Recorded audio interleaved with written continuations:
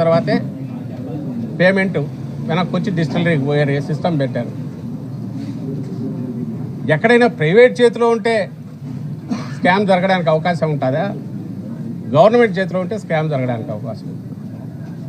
ఇక డిస్టిలరీలు అంతకుముందు వాల్యూమ్స్తో పోలిస్తే తీసుకున్నది బాగా తగ్గిపోయింది.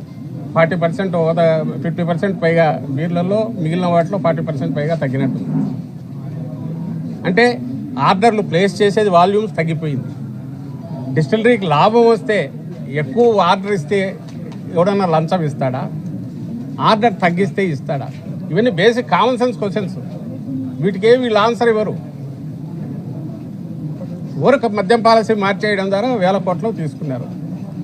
పోనీ వీళ్ళు అంటున్న 1000 కోట్లు ఎక్కడ? 50,000 కోట్లు, 60,000 కోట్ల నుంచి అది 30,000 కోట్లు, 20,000 కోట్లు అయిపోయి ఇప్పుడు ఆఖరికి 3,200, 3,500 అంటున్నారు. అది కూడా ఏదంటే ఏమంటున్నారు? ఇదంతా ఎన్నికల్లో ఖర్చు పెట్టారని ఒకటి అంటారు. ఇంకోటేమో ఇందులో చాలా భాగం ఆస్తులు కొన్నారంటారు, దుబాయ్లో పెట్టుబడులు పెట్టారంటారు, ఆఫ్రికాలో పెట్టుబడులు పెట్టారంటారు. ఇదే 3,000 వీళ్ళు అంటున్న కట్టుకథ 3,000 కోట్లనే 30 రకాలుగా చెప్తున్నారు.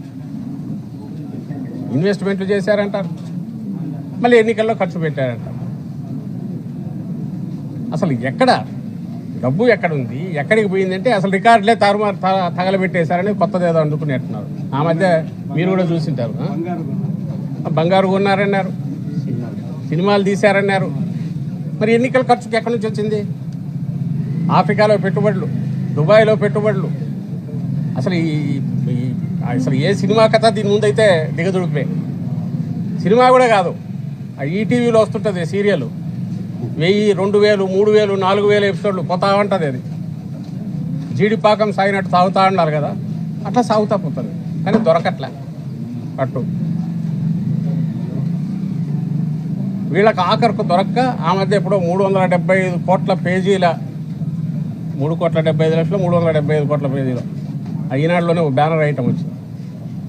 మొత్తం సమాచారం అంతా లేపేసినారు హ్యాక్ చేసి కంప్యూటర్లను. దీనికి ఇంటర్నేషనల్ కన్సల్టెంట్లు వాడుకున్నారు. ఇంకొక కథ పెద్దది.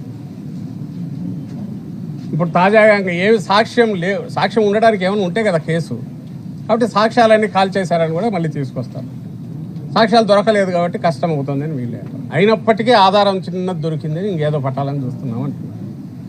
అసలు దేనికైనా హద్దు పద్దు నీకు ప్రజలు ఎందుకు తీర్పు ఇచ్చినారు? నువ్వు చేయాల్సింది ఏంది? నువ్వు ఇచ్చిన తప్పుడు అబద్ధపు అసాధ్యమైనవి నువ్వు చేయదలుచుకొని హామీలన్నీ తొంగలో దొక్కినావు. ఇంకో పక్క రాష్ట్రాన్ని గాలికి వదిలేసినావు. శాంతి భద్రతలు అసలు ఎక్కడికి వినైతే ల్యాండ్ ఆర్డర్ అనేది లేదు.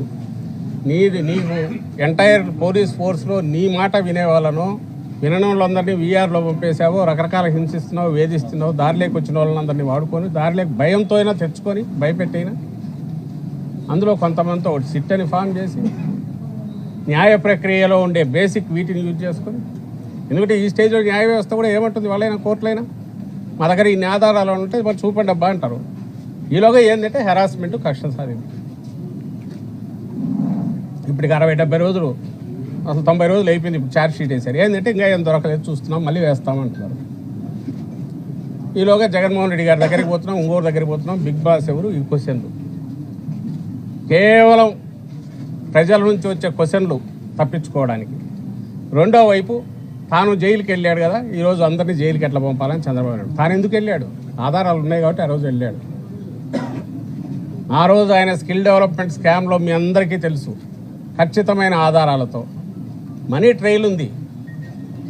క్యాబినెట్ అప్రూవల్ ఇచ్చింది ఒకదానికి ఇస్తే నువ్వు దాన్ని ఓవర్ రైడ్ చేసి కార్పొరేషన్ ద్వారా నీ మనిషిని తెచ్చాడ పెట్టుకుని ఒక వ్యక్తిని అక్కడి నుంచి నేరుగా అగ్రిమెంట్ చేసేసుకొని క్యాష్ డబ్బు వెళ్ళింది ప్రభుత్వం నుంచి.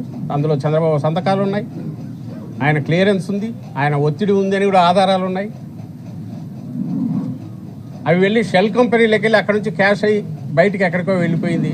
ఆ 300 కోట్లు అనేది మా ప్రభుత్వం పట్టుకోలే, జగన్మోహన్ రెడ్డి గారి ప్రభుత్వం సెంట్రల్ ఏజెన్సీ పట్టుకుంది. ఆ రికార్డు కూడా తగలబెట్టారు.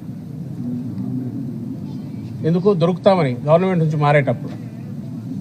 అయితే ఫైనాన్స్లో ఉన్న షాడో ఫైల్స్ ద్వారా ఆధారాలన్నీ దొరికాయి. పూర్తి పక్కా ఆధారాలతో ఆ రోజు చంద్రబాబు నాయుడుని అరెస్ట్ చేశారు. ఇక్కడ ఒక్క ఆధారం చూపండి, ఒక్క ఆధారం.